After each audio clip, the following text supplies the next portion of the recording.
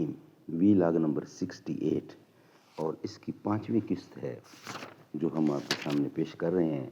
بیان حضرت ابراہیم علیہ السلام کا شہر فلسطین میں سکونت اختیار کرنے کا۔ اس کا 1 2 3 اور 4 اور 5 6 تقریباً بنتے ہیں اس سے جو ہم نے آپ کے سامنے پیش کرنے ہیں۔ ناظرین، یہ آج کی 5ویں قسط ہے۔ کتاب کا نام ہے قصص الانبیاء اور رائٹر اس کتاب کے ہیں حضرت مولانا عبد المنان صاحب۔ یہ تصنیف ہے ان کی۔ ناظرین، قرآن و سنت کی روشنی میں یہ قصے آپ کے سامنے پیش کیے جاتے ہیں۔ قرآن و حدیث کی روشنی میں حضور اکرم سے لے کر حضرت محمد رسول اللہ صلی اللہ علیہ وسلم سے لے کر حضرت ابراہیم علیہ السلام تک قرآن و سنت کی روشنی میں قصے آپ کے سامنے پیش کیے جاتے ہیں۔ نحمدہ ونصلی علی رسولہ الکریم، بسم اللہ الرحمن الرحیم۔ مسجد تو بنا دی شب بھر میں ایمان کی حرارت والوں نے، من اپنا پرانا پاپی ہے برسوں سے نمازی بن نہ سکا۔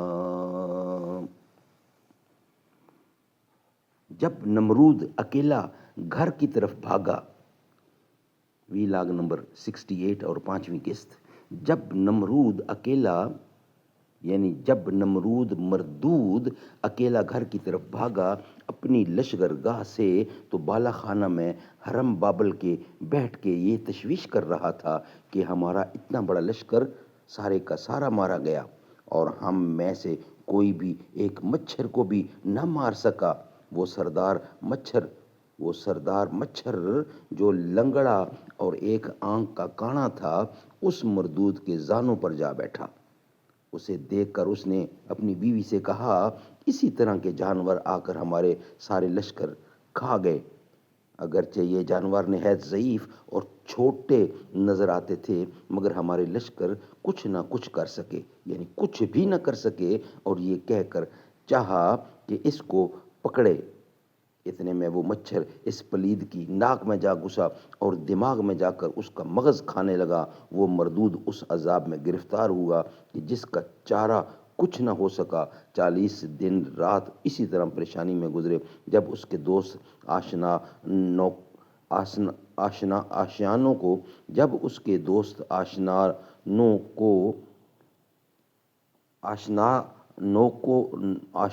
کو چاہ کر اس کے سر پر لکڑی یا کفن باری کرتے، یعنی اس کے نوکر چاکر، اس کے دوست آشنا اور نوکر چاکر اس کے سر پر لکڑی یا کفش باری کرتے، تو اس کے صدمے سے وہ مچھر جو اس کے دماغ میں گھس چکا تھا تھوڑی دیر کے لیے دم لیتا، پھر اس کو کچھ معمولی سا چین آ جاتا۔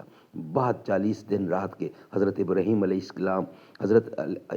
السلام کے پاس وحی نازل ہوئی کہ اے ابراہیم، تم نمرود ملعون کے پاس جاؤ اور میری طرف سے اس کو بلاؤ اور اس کو سیدھی راہ بتلاؤ تاکہ اس کا کچھ بھلا ہو۔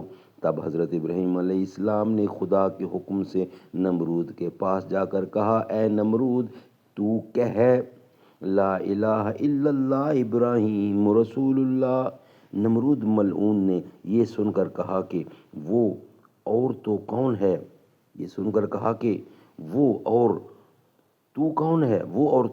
ہے کہ میں گواہی دوں اس کی وحدانیت کی اور تیری رسالت کی۔ حضرت ابراہیم علیہ السلام نے فرمایا کہ اگر تیرے گھر کی سب چیزیں گواہی دیں کہ خدا ایک ہے اور میں اس کا رسول ہوں، تب تو ایمان لے آئے گا۔ پس اتنے میں تمام فرش فروش اور چھت پردے اور آلات اور اساس البیت غرض سب شے نے با آواز بلند کہا، لا الہ الا اللہ الملک الحق المبین و ابراہیم رب العالمین۔ نمرود نے کہا کہ تمام اسباب و آلات گھر کا جلا کر دریا میں ڈال دو۔ ویسا ہی کیا گیا۔ تب نمرود پلید نے حضرت ابراہیم علیہ السلام سے کہا کہ اب پھر کون بولے گا کہ تیرا خدا ایک ہے اور تو اس کا رسول برحق ہے؟ حضرت ابراہیم علیہ السلام نے فرمایا کہ تمام در و دیوار اور ستون اور مکانات اور سب چیزیں اس کی شہادت دیں گی اسی طرح سب نے باآواز بلند فصیح زبان سے کہا لا الہ الا الملک الحق المبین و ابراہیم رسولا رب العالمین۔ پھر نمرود نے ان سب شے کو یعنی در و دیوار، مکان اور ستون سب کھدا کر جلا دیا۔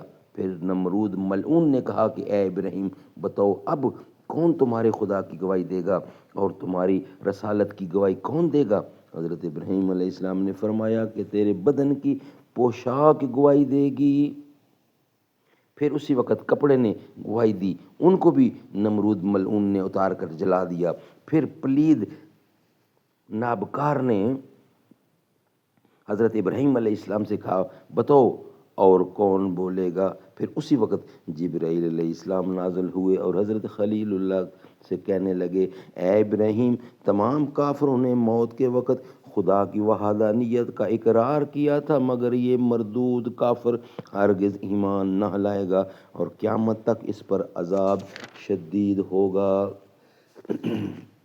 ایک اور حدیث میں آیا ہے کہ جس وقت عبداللہ ابن مسعود نے ابو جہل کا سر کاٹنا چاہا، اس وقت ابو جہل نے کہا اے عبداللہ، تم اپنے محمد سے کہہ دو کہ جب سے میں اس کا دشمن جانتا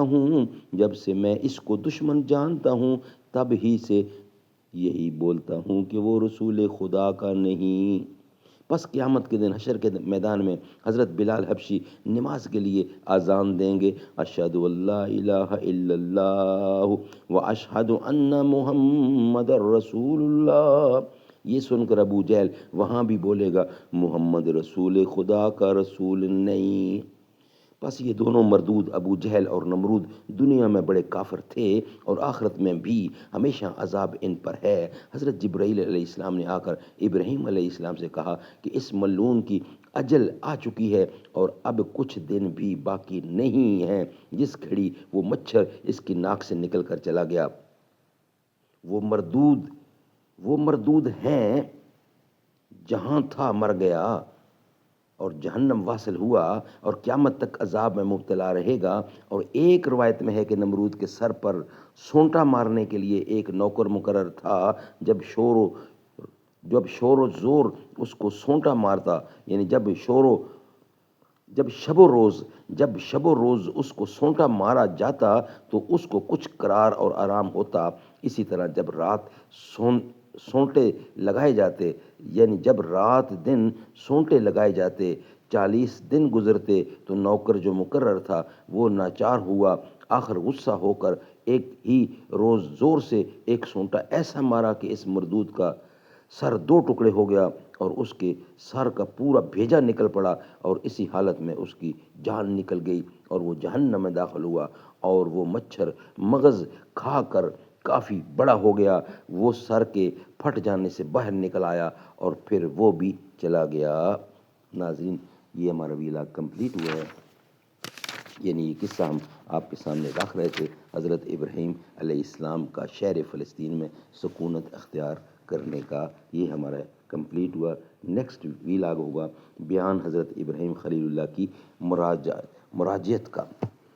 تیرا رتبہ ہے سب میں جدا فاطمہ، تو ہے شہزادی مصطفیٰ فاطمہ، وہ دھنی ہے مقدر کا رب کی قسم، آپ کے سر کا جو ہے گدا فاطمہ، انتہا میری خوشیوں کی ہوگی نا جب مجھ کو جنت میں بولیں گی جا فاطمہ، میں ہوں شبیر و شبر کے در کا غلام، فضل مولا سے اے سید فاطمہ۔